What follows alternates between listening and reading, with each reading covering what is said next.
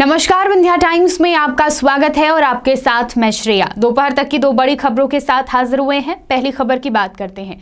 मध्य प्रदेश में पीटीआरआई के उस सुझाव पर अगर अमल होता है तो अब एक्सीडेंट में हुई मौत की जांच उसी तरह से होगी जिस तरह किसी हत्या में मौत की जांच होती है। उसी तरीके से पुलिस उस पर जांच करेगी जिस तरीके से किसी हत्या में अगर किसी पीड़ित की मौत होती है और उस पर जिस तरीके से पूरे मामले की तफ्तीश की जाती है, सेम उसी तरह से अब एक्सीडेंट में हुई मौत पर जांच होगी। आपको बता दें कि इस पूरे सुझाव के पीछे मकसद ये है कि जिस तरीके से हत्या के मामले में सजा होती है उसी तरह अगर एक्सीडेंट के मामले में भी सजा होगी, उसी तरह कार्यवाही होगी तो लोग गाड़ी संभाल के चलाएंगे। उनके मन में एक डर होगा कि अगर हमसे एक्सीडेंट हुआ या हमारी कोई गलती हुई तो इस पर हमें कड़ी से कड़ी सजा मिल सकती है। आपको बता दें कि पीटीआरआई जो पुलिस एक शोध संस्थान है, पुलिस का एक शोध संस्थान है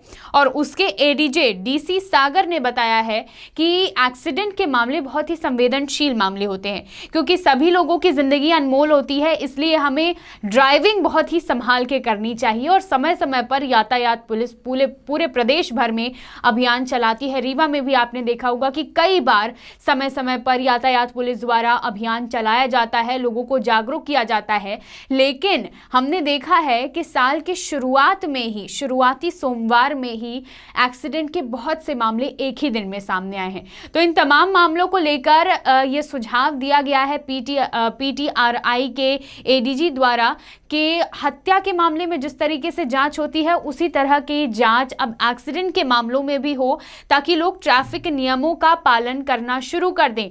यदि कोई दुर्घटना हो गई तो उसमें मृत्यु होती है तो उस प्रकरण की विवेचना एक मर्डर के मामले की तरह फॉरेंसिक साइंस दृष्टिकोण से होनी चाहिए, तकनीकी दृष्टिकोण से होना चाहिए, नक्शा मौका ढंग से बनाना चाहिए और साक्षी सही होना चाहिए। विवेचना को लेकर जो गंभीरता हत्या जैसे जघन्य अपराधों में होती है वही गंभीरता एक्सीडेंट के घटनाओं में भी होनी चाहिए। ये कहना था पीटीआरआई के एडीजी डीसी सागर का।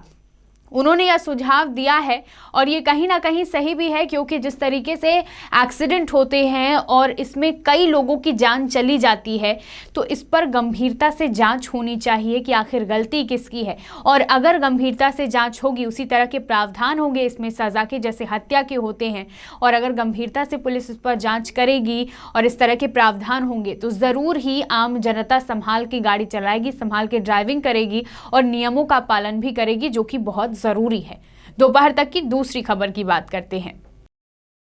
कोरोना वायरस के चलते सरकार ने वर्चुअल बैठक का फैसला लिया था। कोरोना संक्रमण के शुरुआती दौर से अभी तक जो भी फैसले सरकार द्वारा लिए गए हैं वर्चुअल मीटिंग के द्वारा लिए गए हैं। वर्चुअल बैठक में तमाम मंत्री विधायक ऑनलाइन माध्यम से और वीडियो कॉल के माध्यम से सरकार से जुड़ते थे और तमाम चीज़ों पर राय मशवरा होता था, सुझाव दिया जाता था, फैसला लिया जाता था। लेकिन अब सरकार ने वर्चुअल बैठक में अंकुश लगा दिया है। आपको बता दें कि मध्य प्रदेश के मुख्यमंत्री शिवराज सिंह चौहान ने एक एक कर मंत्रियों के साथ अपने निवास पर चाय पर चर्चा पर वार्ता करेंगे, चाय पर चर्चा पे तमाम मुद्दों पर चर्चा करेंगे और इस बात का ऐलान सीएम शिवराज सिंह चौहान ने कोलार डैम के पास बने फॉरेस्ट गेस्ट हाउस में आत्मनिर्भर मध्य प्रदेश के मंथन की बैठक में लिया है। सीएम ने कहा है कि जिस दिन दौरे के लिए वह भोपाल से बाहर नहीं जाएंगे उस दिन वह अपने निवास पर एक मंत्री के साथ चाय पर चर्चा करेंगे।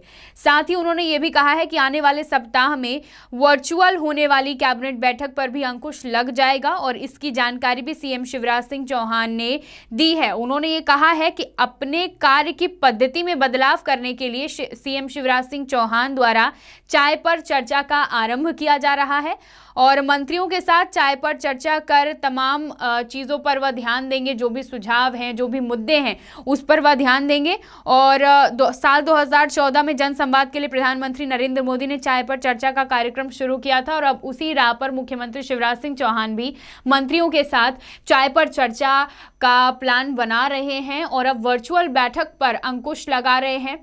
अब चाय पर चर्चा एक एक मंत्री के साथ वह करेंगे और तमाम मुद्दों पर गंभीरता से चर्चा करेंगे। तो मुख्यमंत्री शिवराज सिंह चौहान का यह एक बड़ा फैसला वर्चुअल बैठक पर अंकुश लगने जा रहा है। दोपहर तक की दो बड़ी खबरें, तमाम खबरों के लिए देखते रहिए विंध्या टाइम्स। बहुत बहुत धन्यवाद।